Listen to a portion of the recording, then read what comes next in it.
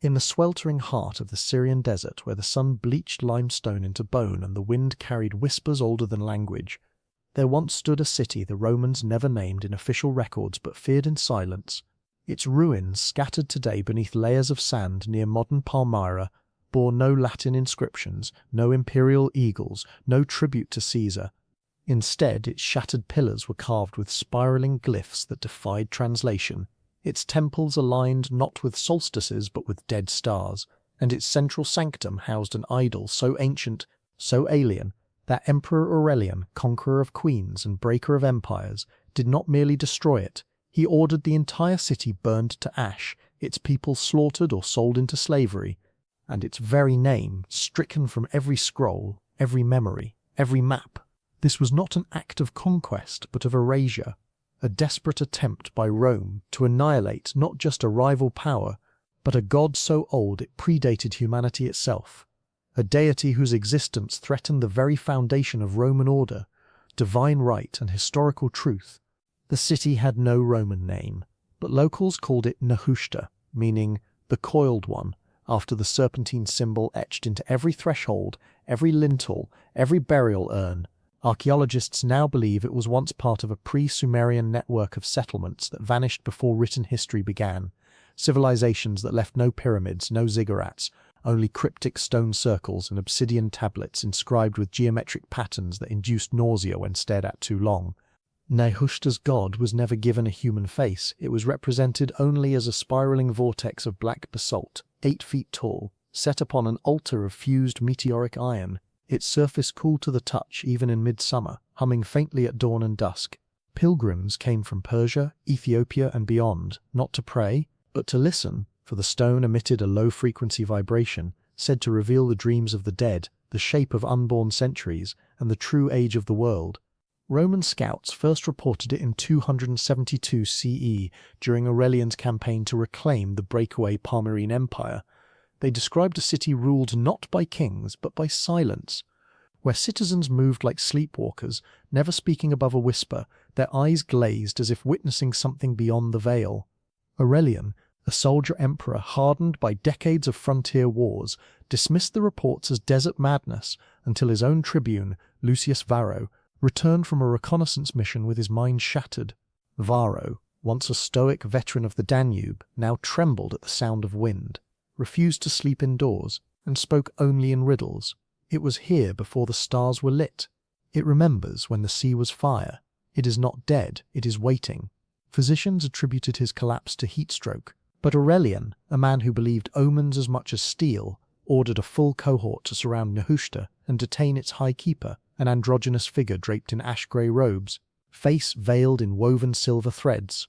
The keeper offered no resistance. When brought before the emperor in his crimson tent outside Palmyra, the figure spoke not in Latin or Greek, but in a guttural tongue that made the torches flicker and the centurion's armor vibrate.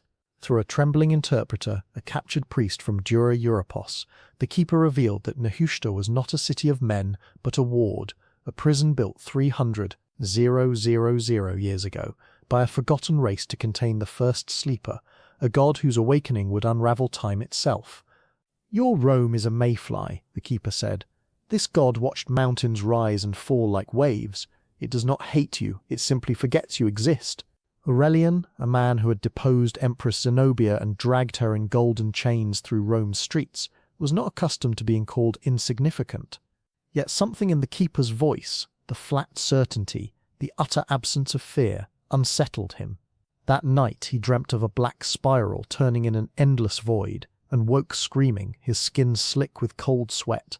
He ordered the keeper executed at dawn, but when the sword struck, the veil fell away to reveal not a human face, but smooth, featureless skin stretched over bone, and a body dissolved into ash that smelled of ozone and burnt honey.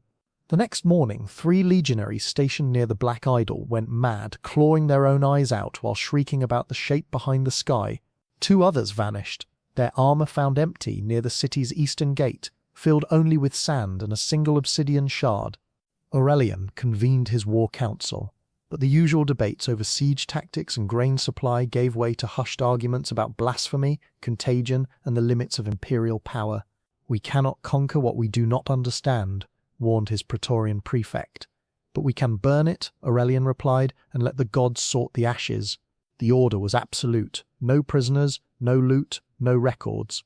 Every structure in Nehushta was to be doused in pitch and set alight. Every inhabitant, man, woman, child, was to be killed or enslaved.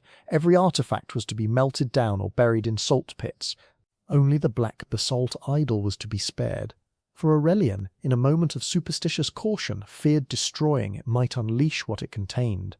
Instead, he commanded it be wrapped in lead sheets, sealed in a bronze sarcophagus lined with silver, and shipped under armed guard to the farthest edge of the empire, the frozen mines of Dacia. But as the legions marched into Nehushta at dusk, torches raised, they found the city empty. Not abandoned, emptied.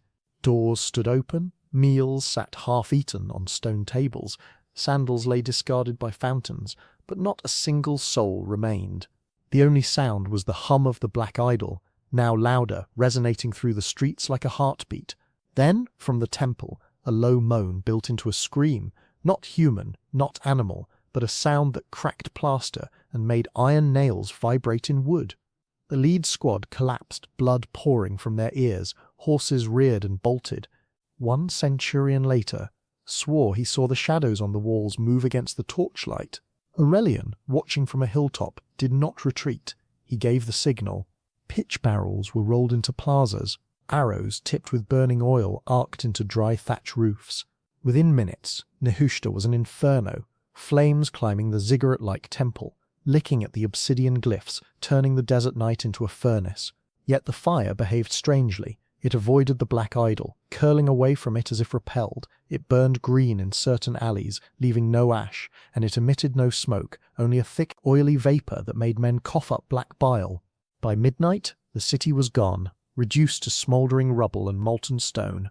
The idol, miraculously intact, was loaded onto a wagon. But as the convoy left the ruins, every man in the escort, over 200 legionaries, reported the same nightmare that night. A spiral turning in the dark, and a voice whispering, "You are already forgotten." 17 died in their sleep, faces frozen in terror. The rest abandoned the wagon and fled. The idol vanished into the desert, never to be seen again. Back in Rome, Aurelian declared total victory. He erected a triumphal arch, now lost, commemorating the pacification of rebellious desert cults, and forbade any mention of Nehushta under penalty of death. Official records listed the city as a minor Palmyrene outpost, raised for harbouring Zenobian loyalists, but in private the emperor grew erratic. He avoided mirrors, claiming his reflection blinked too slowly. He ordered all spiral motifs removed from imperial mosaics. He slept only in rooms with no corners, fearing what might gather in the angles.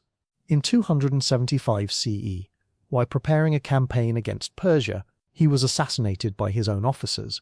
Men who later confessed they'd been haunted by dreams of a black stone that showed them how small they were. His death was swift, but his erasure of Nehushta endured. No map, no chronicle, no tomb inscription ever again spoke its name. For centuries the story lived only in whispers.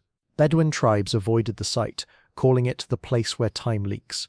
Ottoman surveyors in the 1800s noted anomalous magnetic readings and refused to camp nearby. In 1932, British archaeologist Sir Reginald Thorne uncovered a cache of lead tablets buried beneath what he thought was a Roman watchtower. The tablets, written in a cipher of Sumerian and unknown symbols, described Nehushta as the last lock on the first door, and warned, "He who wakes the sleeper inherits oblivion." Thorne shipped the tablets to the British Museum, but they vanished en route. Only his field notes survive, scribbled in frantic Latin. It is not myth, it is older than myth. It is the silence before the first word. Modern science offers no comfort.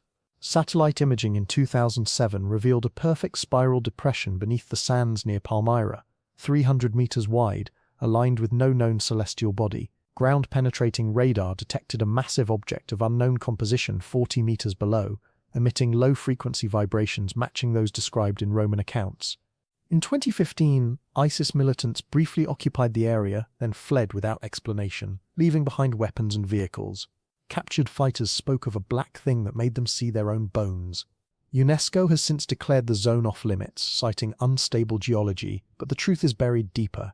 This is not a place of history, but of anti-history, a wound in time that Rome tried to cauterize with fire and failed. The god, if it ever was a god, remains. Not dead, not sleeping, but waiting, as it has for 300,000 years.